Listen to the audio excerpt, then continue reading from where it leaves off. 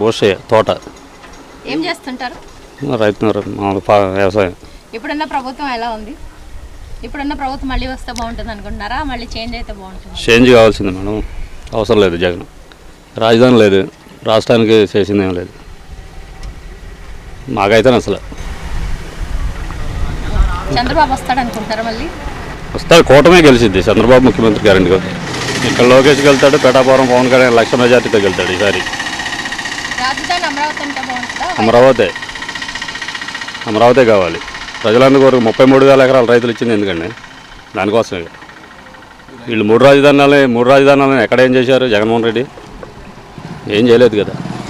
మాకు సొంత పొలం ఏం లేదు సార్, అయితే వస్తున్నాయి 14,000 అంత ఇస్తున్నారు. మన అది PM మోడీ గారి కలుపుకొని ఇస్తున్నారు కదా, అది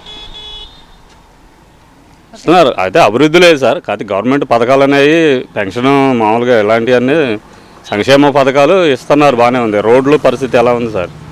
ఎక్కడైనా ఒక్క రోడ్డు అన్నా బాగలే.